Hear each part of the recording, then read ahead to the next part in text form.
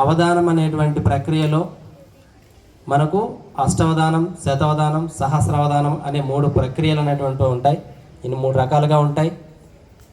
మనకు 8 మంది ఒకవైపుగా నిలబడి ప్రశ్నలు వేస్తుంటే వాటికి సరైన సమాధానం చెప్పగలిగేటువంటి మేధస్సు ఒక అవధానిలో ఉంటాయి. అదేవిధంగా 100 మంది ప్రశ్నించినా సరే చెల్లించకుండా దృఢమైన మనశ్చంచలమై తప్పనిసరిగా సమాధానం చెప్పగలిగి ఎక్కడ కూడా తొందరపాటు లేకుండా సమాధానం చెప్పగలిగేటువంటి దేశాలే అష్టవధాని మరియు శతవధాని. 1000 మందికి కూడా సమాధానం చెప్పగలిగేటువంటి గొప్ప మేధావి అవధాని.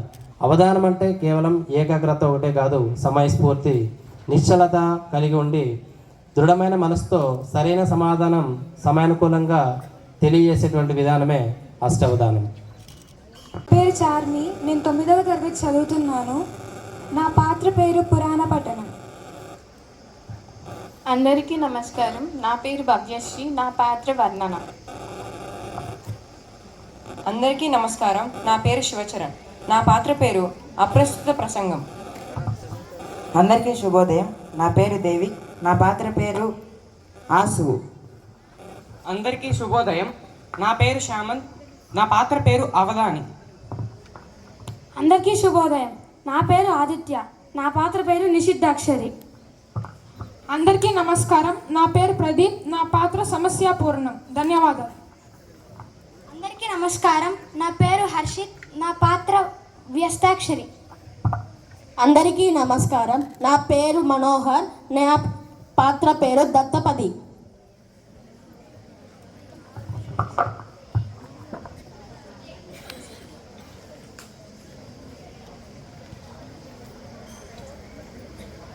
దినోత్సవ శుభాకాంక్షలు. తెలుగు భాష దినోత్సవ సందర్భంగా ఒక పద్యం చెప్పండి. అలాగేనండి, పద్యంలోని అక్షరాలు చెబుతూ ఉంటాను, వినండి. మొదటి అక్షరం ప్ర. థా నిషిద్ధం. రెండవ అక్షరం తా రాకూడదు. అలా అయితే కాని తీసుకోండి. అవధాని గారు నమస్కారం. నేను మీకు పొడి అక్షరాలను ఇస్తాను. వాటిని అర్థవంతమైన వాక్యంగా మలిచి చెప్పండి. యో. అలాగేనండి, తప్పకుండా. నమస్కారం అండి అవధాని గారు. నాకు తెలిసిన ఒక వాక్యం సమస్యాపూరణం పద్య రూపంలో పూరించండి. కప్పకు సంపంగి నూనె కావలి వింటే ఈ సమస్యను పూరించండి. ఇదెక్కడ విచిత్రం అండి? నూనె కావాల్సింది మనకి, మనుషులకు కదా. మీరేమో కప్పకి సంపంగి నూనె అని అడుగుతున్నారు. సరే, మీకు వద్దనుకుంటే కప్పకే నూనె ఇచ్చేద్దాంలేండి. ఇప్పుర మేలడి పార్థివుడిప్పుడే నీతావు పనిచే ఇదిగో ఆర్య తెప్పున అంగడి తలుపులు కప్పకు సంపంగి నూనె కావలి వింటే.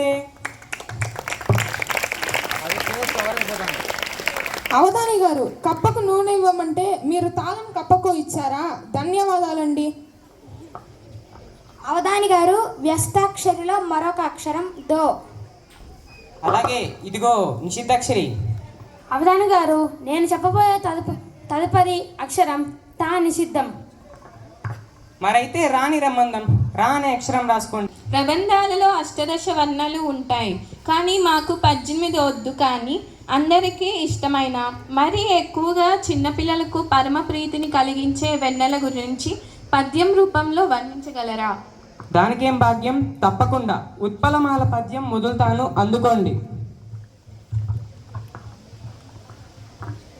నారదులైరి సన్మునులు నాక మహీజనులయ్యే భూజముల్ శారదులైరి బామినులు శంకర శైలములయ్యే గోత్రముల్ పారదమయ్యే నీరదులు పన్నాగ నాయకులయ్యే నాగముల్ వారిది వర్గమెల్ల సితవర్ణములయ్యెను పండు వెన్నెలన్.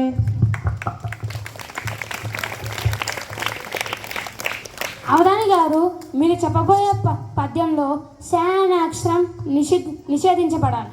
అలాగే, ఇంకేమైనా నిషేధిస్తారా? తా అనే అక్షరాన్ని నిషేధిస్తున్నా. గా వా అనే అక్షరాలు రాసుకోండి మరి. అవధాని గారు, నేనిచ్చే మరొక అక్షరం జో. అలాగే 5వ అక్షరం కూడా చెప్పండి. చిన్. ఇది 5వ అక్షరం. అవధాని గారు, నర, వర, ధర, కర అనే పదాలతో సీతా కళ్యాణ ఘట్టాన్ని వర్ణిస్తూ ఒక పద్యాన్ని చెప్పగలరా? అలాగే, తప్పకుండా దత్తపతి గారు. వరమున పుట్టిరి ఇద్దరు నరజాతిని మరి జనులకు నాదర్శముగా ధరణిని నిలిచిరి వారల కరములు కొలిచేయే తరింతు కళ్యాణమునన్. అవధాని గారు, దాని తదుపరి అక్షరం తా ఉండకూడదు. అలాగే దాని తర్వాత మీ ఇష్టం అవధాని గారు, ఏదైనా ఉంచుకోండి. అవునా, 9వ అక్షరం ఏదైనా రాసుకోవచ్చా? మహాప్రసాదం. అవునులే, మనం 9వ తరగతి అని ఏదైనా రాసుకోమంటున్నారా? ఏమండి అవధాని గారు, నాకు ఎప్పటి నుండో ఒక పెద్ద సందేహం అలా ఉండిపోయిందండి. దాన్ని ఏమైనా తీరుస్తారా? తప్పకుండా తీర్చేద్దాం, అడగండి. పద్యపాదంలో చివర ప్రాస వస్తే అంత్యప్రాస అని అంటాం కదా, మరి చివరన క్రియ వస్తే అంత్యక్రియలు అనవచ్చా? శుభమా అని తెలుగు భాషా దినోత్సవం సందర్భంగా అవధానం చేసుకుంటున్నాం. ఇంత శుభ సమయంలో అశుభం ఎందుకండి? శివ శివ శివ శివ. ఇంతటితో మీ అంత్యక్రియలకు క్రియలకు అంతం పలకండి. అవధాని గారు, నేనిచ్చే మరొక అక్షరం కుం. అలాగేనండి. అవధాని గారు నమస్కారం. ఈ మధ్య కాలంలో చాలామంది పురుషులకు బట్టతల సమస్య చాలా అధికంగా ఉంది. ఈ సమస్యను సమస్యగా కాకుండా బట్టతలే బహుబాగు అనే విధంగా ఒక పద్యాన్ని ఆశువుగా చెప్పండి. తప్పకుండా అండి, వదులుతున్నాను, అందుకోండి. తల నూనె రాసడి తగులాట ఉండదు, క్షౌరసాలకు వెళ్ళు కర్మ లేదు, పేళ్ళు కొంపలు గట్టు పెనుబాధ తప్పును, చుండ్రు బాధలు తప్పి సుఖము గల్గు, పెళ్ళాము కోపాన పెనుగులాడెడు వేళ, జుట్టింతు దొరకదు పట్టుకొనుకు, అద్దము దువ్వెనల అవసరమే లేదు, పరవనితల వెంట పడుటకెల్లా, కడకు కుంకుడు శీకాయ ఖర్చు మిగులు, తల స్నానంబు చేయుట సులభమౌను, ఇన్ని గణనీయ లాభములెంచి చూడు, బట్టతల గల్గువాడెపో భాగ్యశాలి.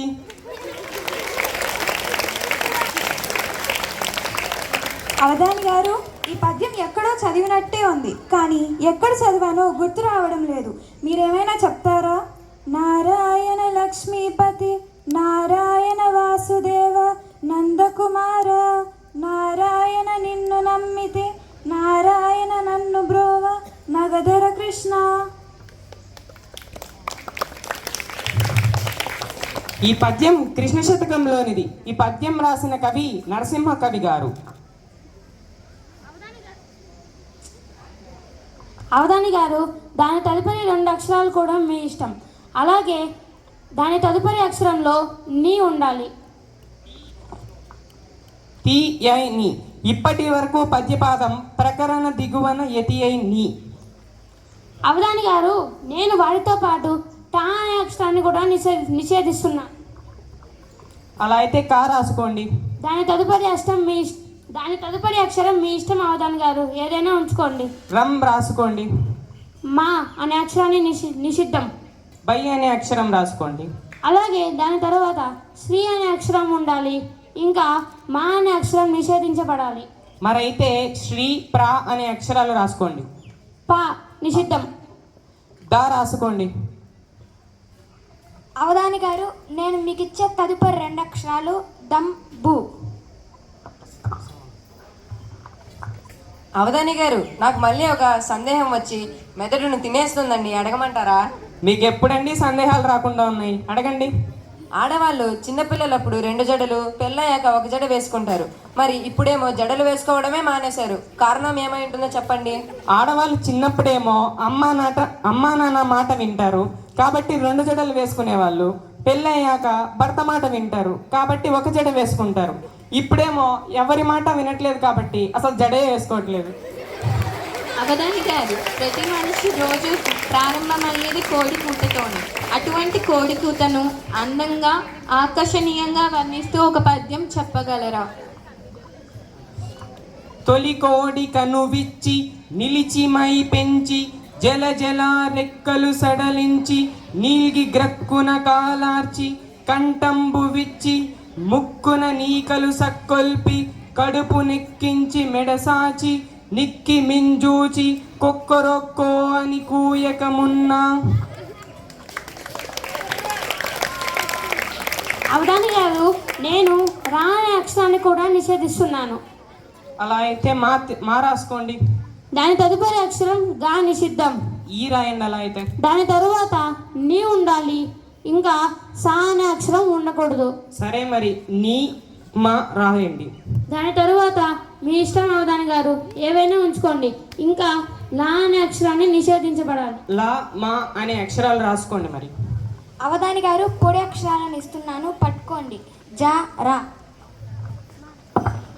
అలాగేనండి, పట్టేసుకున్నా.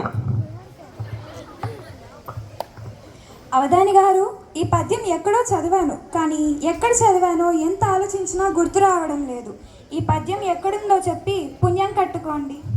అచల భక్తి నిత్యంబు నాయందు నీకు గలిమి చేసి నీ అంతరంగమున నాదు దివ్య రూపంబు నులయించితిం ప్రమోద భాజనం బైతి భీష్మ తపస్వరూప.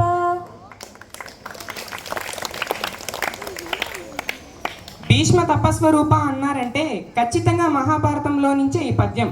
శాంత పర్వం ద్వితీయ శ్వాసంలోనిది. తిక్కన్న గారు రచించారు. అవధాని గారు, నేను లా అనే అక్షరాన్ని నిషేధిస్తున్నాను. డి అనే అక్షరం రాసుకోండి మరి. ఇంకా చివరిగా మీరు చెప్పబోయే పద్యంలో రా అనే అక్షరం నిషిద్ధం. గాన్ అనే అక్షరం రాయండి మరి. అవధాని గారు పొడి అక్షరాలను ఇస్తున్నాను, పట్టుకోండి. తు కు కు. ఇదిగో నిషిద్ధాక్షరి. మీరు చెప్పిన నిషేధాలతో పద్యాన్ని చెబుతాను వినండి. ప్రకరణ దిగువన మతి అయి నికరంబై శ్రీపదమై నిర్మల మదిగన్ తెలుగు ప్రదర్శనాక్షము కలయే.